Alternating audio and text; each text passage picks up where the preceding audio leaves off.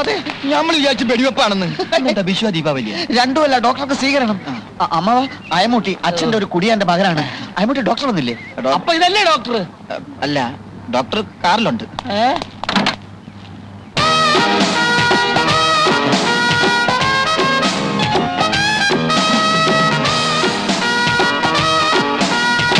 ഇതെന്താ, ആശുപത്രിയോ പൂരപ്പറമ്പോ? ഇത് ആശുപത്രി, പൂരപ്പറമ്പ് 1 കിലോമീറ്റർ ദൂരെയാണ്. അങ്ങോട്ട് പോണോ സാർ? ഈ ആശുപത്രി നടത്തുന്ന മനുഷ്യരോ കഴുതകളോ? അമ്മാവനാണ് സാർ. അകത്തൊരു ഹൃദ്രോഗി ഉണ്ടെന്ന് വെക്ക്. പെട്ടെന്നുള്ള ഈ ശബ്ദം കേട്ട് ഞെട്ടി ആ രോഗി മരിച്ചു പോയാൽ ആര് സമാധാനം പറയും? പേടിക്കാനില്ല സാർ, ഇവിടെ ആംബുലൻസ് ഉണ്ട്. ഇതെന്താ പിള്ളേര് കളിയാ? അയ്മുട്ടി, വണ്ടി കയറ്, നമുക്ക് പോവാം. ഡോക്ടർ, ഒരു അബദ്ധം. ഡോക്ടർ സ്വീകരിക്കാനുള്ള ഒന്നും എനിക്ക് കേൾക്കണ്ട. താൻ വന്ന് കാല് പിടിച്ചപ്പം ഒന്നും ആലോചിക്കാതെ കയറിപ്പോന്ന എന്നെ പറഞ്ഞാൽ മതിയല്ലോ. ചുമ്മാതാണോ നല്ല ഡോക്ടർമാരൊന്നും ഇവിടെ സ്ഥിരമായി നിൽക്കാത്തത്? പടക്കം വേണ്ട, പടക്കം വേണ്ട, ഞാൻ അപ്പോഴേ പറഞ്ഞതാ. ഡോക്ടർ, ഇതൊരു ജീവൻ മരണ പോരാട്ടമാണ്. അകത്ത് കിടക്കുന്ന രോഗികളെ ഓർത്തെങ്കിലും ഡോക്ടർ ഞങ്ങളോട് ക്ഷമിക്കണം. അകത്തോട്ട് വന്നാട്ടെ. വിഡ്ഢികളുടെ ഭരണം ഞാൻ അനുവദിക്കില്ല, കേട്ടല്ലോ?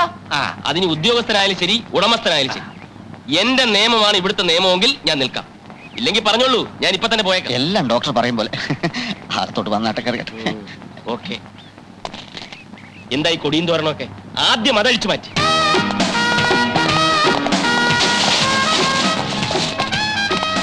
അതേ, ക്ഷമിക്കണം, പെട്ടെന്നുള്ള വെപ്രാളത്തിൽ ആളറിയാതെ പറ്റിപ്പോയതാ. അത് കുഴപ്പമൊന്നുമില്ല. അമ്മാവനത് പുത്തിരിയൊന്നുമല്ല.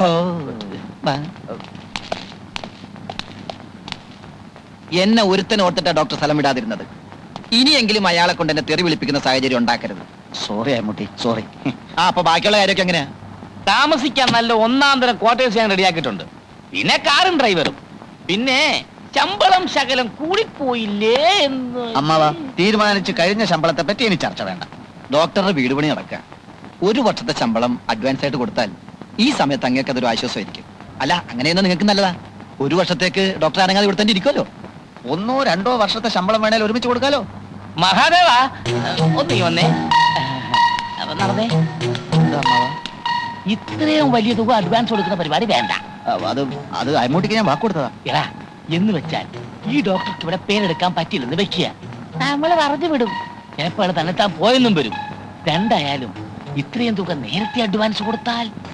അല്ലമ്മാവ, മനസ്സിലായി. നമ്മൾ അഡ്വാൻസ് കൊടുക്കില്ലെന്ന് പറയുന്നില്ല. തരാന്ന് പറഞ്ഞ് ദിവസങ്ങൾ തള്ളി നീക്കും. അപ്പൊ രണ്ടിലൊന്നും അറിയാമല്ലോ. ഏത്? അത് ശരിയാണ്. അപ്പൊ നടക്കും, നമുക്ക് സംസാരിക്കാം. സിസ്റ്റർ, സിസ്റ്റർ സായാഹ്ന സവാരിക്ക് ഇറങ്ങിയതായിരിക്കും അല്ലേ? സോറി സാർ, കുഞ്ഞുണ്ണി ഇന്ന് വല്ലാത്ത ശീലക്കേടിലായിരുന്നു. അത് പുതിയ സംഭവം അല്ലല്ലോ. പുതിയ ഡോക്ടർ ചാർജ് എടുക്കുന്ന നിന്നെങ്കിലും കുറച്ച് നേരത്തെ വരണമെന്ന് ഞാൻ പറഞ്ഞിരുന്നല്ലേ. ഡോക്ടർ വന്നോ സാർ? ഡോക്ടർ വന്നിട്ടില്ല. അങ്ങോട്ട് അകത്തോട്ട് ചെന്നോ, കിട്ടുന്നത് വാങ്ങിച്ചോ. കഴിഞ്ഞ തവണത്തെ പോലെയുള്ള മണ്ണുണ്ണിയൊന്നും അല്ല, പുലിയാ, പുലി. അയ്യോ എന്റെ ഈശ്വരാ. ഇപ്പൊ എങ്ങനെയുണ്ട്? കുറവുണ്ട്. ഈ മെഡിസിൻ തന്നെ കണ്ടിന്യൂ ചെയ്താൽ മതി. Yes doctor.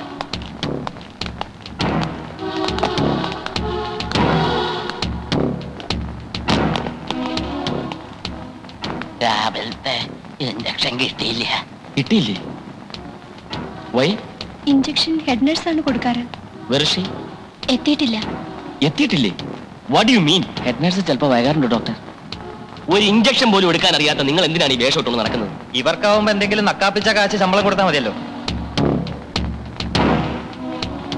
രാത്രി ഉറക്കം എങ്ങനെ ഉണ്ടായിരുന്നു? നേരത്തെ ഉറങ്ങി, പക്ഷെ പുലർച്ചയ്ക്ക് 4 മണിക്ക് ഉണർന്നു. അപ്പൊ ഒരു ചുമയങ്ങോട്ടും തുടങ്ങി. നഴ്സുമാരെല്ലാം വന്ന് നോക്കിയോ? ഞാൻ ചെന്ന് നോക്കിയപ്പോ എല്ലാവരും ഉറക്കമായിരുന്നു. രാവിലെ പറയാന്ന് കരുതി. നൈറ്റ് ഡ്യൂട്ടി ഞങ്ങൾക്കല്ലായിരുന്നു ഡോക്ടർ. Irresponsible idiots. വന്ന് കിടന്ന് ഉറങ്ങുന്നതിനാണോ നൈറ്റ് ഡ്യൂട്ടി എന്ന് പറയുന്നത്? Good morning doctor.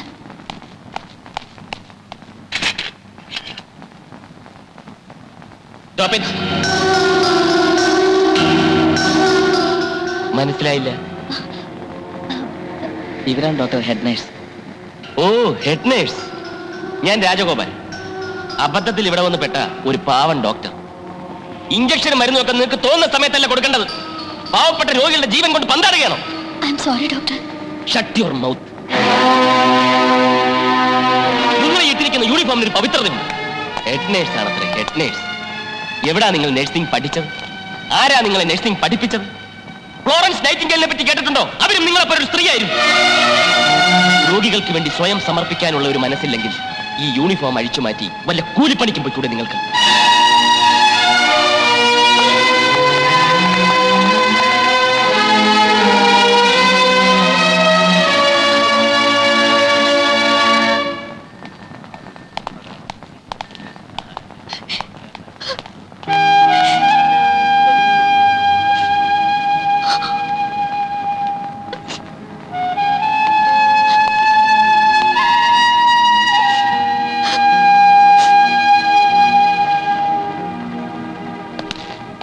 Attender, sir. ആ ഹെഡ് നേഴ്സിനോടൊന്ന് വരാൻ പറയും. ശരി സാർ.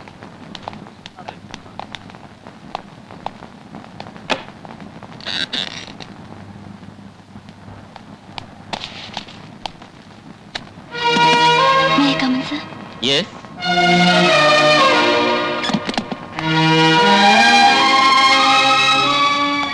എന്തു പറ്റി? കണ്ണിൽ കരട് പോയോ? ഞാൻ മനഃപൂർവ്വം വൈകിയതല്ല ഡോക്ടർ.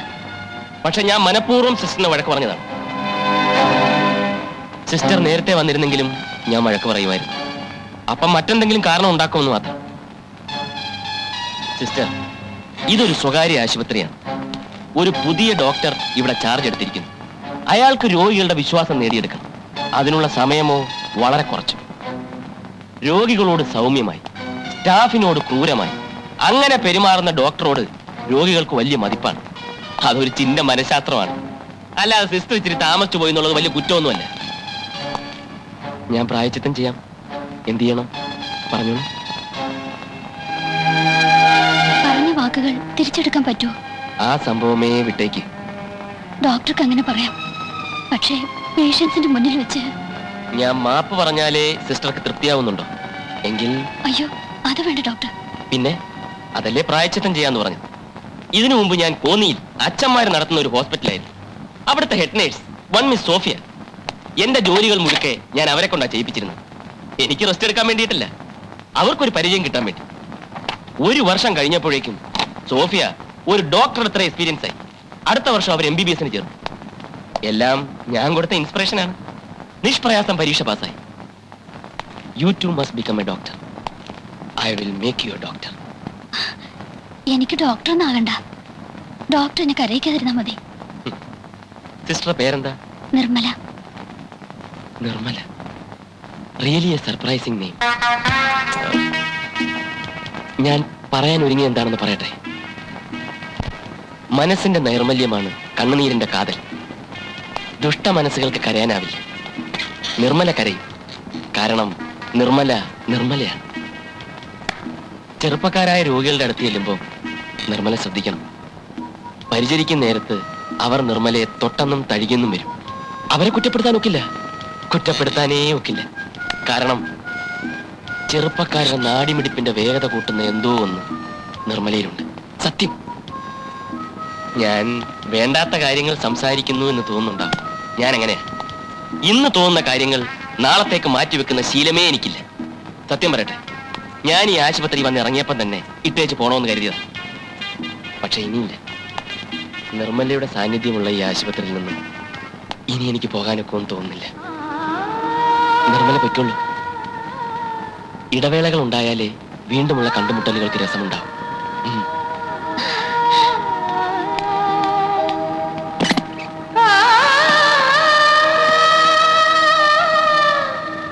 ഡോക്ടർ നിർമ്മല. ഓർമ്മ വേണം.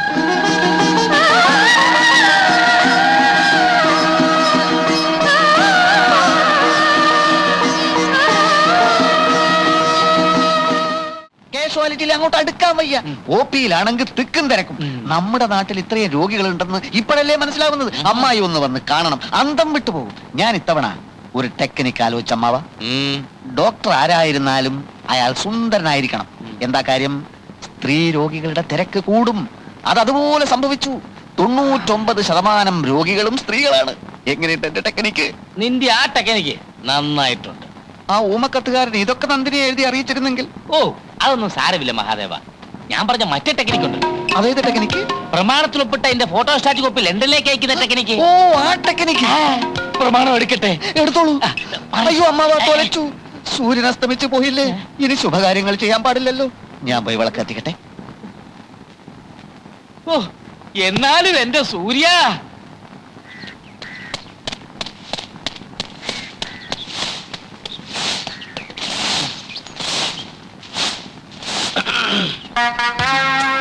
ഡോക്ടർ ഞാൻ വിചാരിച്ചില്ലേ എന്ത്? ഇന്ന് വിജയിക്കുമെന്ന്. മനസ്സിലായില്ല. കാലത്തോടുന്നു എന്നുള്ള വ്യാജേനെ നിർമ്മലയുടെ വീടൊന്ന് കണ്ടുപിടിക്കാൻ വേണ്ടി 4-5 ദിവസമായിട്ട് ഈ ഏരിയ മുഴുവൻ ഞാൻ കവർ ചെയ്തോണ്ടിരിക്കുക. ഈ റോബർട്ട് ബ്രൂസിന്റെ കഥ കേട്ടിട്ടുണ്ട്. 7 തവണ തോറ്റിട്ടും പിന്മാറാതെ 8ാം തവണ യുദ്ധം ജയിച്ച രാജാവിന്റെ കഥ. ശ്രമിച്ചാൽ നേടാം. അതാണ് ആ കഥയുടെ ഗുണപാഠം. എന്തിനാ എന്റെ വീട് കണ്ടുപിടിക്കുന്നത്? കാണാൻ, യൂണിഫോമിലല്ലാത്ത നിർമ്മലയെ ഒന്ന് കാണാൻ. എന്നോട് മേൽവിലാസം ചോദിക്കാമായിരുന്നില്ലേ? അതിൽ ത്രില്ലില്ല. മാത്രവുമല്ല, ഞാൻ വരുന്ന കാര്യം മുൻകൂട്ടി അറിഞ്ഞാൽ നിർമ്മല മേക്കപ്പ് ഇടും, ആഭരണങ്ങൾ അണിയും. ഇതുപോലെ ഒറിജിനൽ നിർമ്മലയെ കാണാനൊക്കെയല്ല. ഞാനൊരു സാഹിത്യകാരനൊന്നുമല്ല, എങ്കിലും ഞാൻ സ്വല്പം സാഹിത്യം പറയാൻ പോവാ. ഈ പ്രഭാതത്തിലെ ചുവപ്പ് നിർമ്മലയുടെ കവിളിലെ ചുവപ്പുമായി മത്സരിച്ചു. ഓക്കെ, ജയിച്ചതോ നിർമ്മലയുടെ കവിള്. എങ്ങനെയുണ്ട്? എങ്ങനെയുണ്ട്? ഡോക്ടർ, ഞാനൊരു പാവമാണ്. ഞാനൊരു ദുഷ്ടനല്ല. ആണെന്ന് ഞാൻ പറഞ്ഞോ? അകത്ത് വന്ന ഡോക്ടർക്ക് കാണാം. ജന്മനാ തളർന്ന ശരീരവുമായി കിടക്കുന്ന എന്റെ അനുജൻ കുഞ്ഞുണ്ണി. അച്ഛൻ മരിച്ചതിന് ശേഷം ആത്മവിശ്വാസം നഷ്ടപ്പെട്ട അമ്മ. ഇതൊക്കെയാണ് എന്റെ സമ്പാദ്യം. ഡോക്ടർ വലിയ ആളാണ്. ഒരു ദുരന്തമെടുത്ത് നോ, തലയോ. നാം തമ്മിൽ കണ്ടുമുട്ടുമ്പോൾ എനിക്ക് നിർമ്മലയെ മാത്രമേ അറിയാമായിരുന്നു. ഇനിയും അതറിഞ്ഞാൽ മതി. പിന്നെ നിർമ്മലയുടെ ദുരന്തങ്ങൾ പങ്കുവയ്ക്കുന്നതിൽ എനിക്ക് സന്തോഷമേ ഉള്ളൂ. എങ്കിലും ഇന്നും ആശുപത്രിയിൽ എത്താൻ ലേറ്റ് ആവുമോ? ഇല്ല, ഞാനിത് പുറപ്പെട്ടു കഴിഞ്ഞു. വേഗം വരണം. ഞാൻ കാത്തിരിക്കും.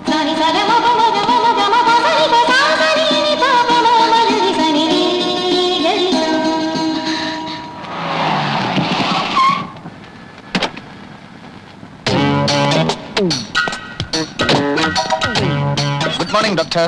Good morning. ഇന്ന് ഡോക്ടറെ വിളിക്കാൻ ഞാൻ തന്നെ വന്നേക്കാമെന്ന് കരുതി. നിൽക്കൂ, ഞാൻ മുറിയൊക്കെ ഒന്ന് കാണട്ടെ. സൗകര്യങ്ങളൊക്കെ ഉണ്ടോ നോക്കണമല്ലോ. എങ്ങനെയുണ്ട് മുറി? മുറിയൊക്കെ വളരെ ബോറാണ്. ഞാൻ വേറെ വീട് നോക്കാൻ പോകും. ആ അയ്മുട്ടി പറഞ്ഞ പൈസ എളുപ്പം കിട്ടിയിരുന്നെങ്കിൽ നല്ലൊരു വീടിന് അഡ്വാൻസ് കൊടുക്കായിരുന്നു. ഇവിടെ അങ്ങനെ കുഴപ്പമൊന്നും കാണുന്നില്ലല്ലോ ഡോക്ടർ. എങ്കിൽ നിങ്ങൾ ഇവിടെ ഒന്ന് താമസിച്ചോ, ഞാൻ നിങ്ങളുടെ വീട്ടിൽ പോയി താമസിക്കാം. ഡോക്ടർ ആളിത്തിരി ചൂടനാണല്ലേ? ഇത്തിരിയല്ലേ, നല്ല ചൂടൻ. പക്ഷെ സത്യം പറയണമല്ലോ, രോഗികൾക്ക് ഡോക്ടറെ ഭയങ്കര മതിപ്പാണ്. നിങ്ങളുടെ ആശുപത്രിയിൽ കൊള്ളാവുന്ന ഒരു ഡോക്ടർ വരുന്നത് ആദ്യമായിട്ടായിരിക്കും. എന്നെ പറ്റി ഡോക്ടറുടെ അഭിപ്രായം എന്താണ്? നല്ല അഭിപ്രായം. എന്തായാലും ഇല്ല. ആശുപത്രി പൂരപ്പറമ്പാക്കിയ പാർട്ടിയല്ലേ. ഡോക്ടർ അത് ഇപ്പോഴും മനസ്സിന് കളഞ്ഞില്ല അല്ലേ? എന്തായാലും ഡോക്ടറുടെ വരാൻ കാരണക്കാരൻ ഞാനാണ് എന്നുള്ളതിന്റെ ക്രെഡിറ്റ് എങ്കിലും എനിക്ക് തന്നൂടെ? പിന്നെ എന്റെ ആശുപത്രി നടത്തിപ്പ് ഞാൻ മിടുക്കലാണ് ഡോക്ടർ. ഡോക്ടറുടെ കയ്യിൽ ലെറ്റർ പാഡ് ഉണ്ട്. എന്തിന്? ഞാനൊരു അഡ്രസ് തരാം.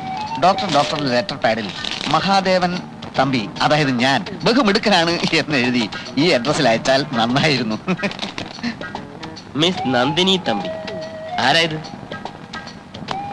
എന്റെ കാമുകയാണ്, അമ്മാവന്റെ മകളാണ്. ലണ്ടനിൽ പഠിക്കുക. ചെറുപ്പം തൊട്ടുള്ള എന്റെ ഒരു മോഹമാണ്.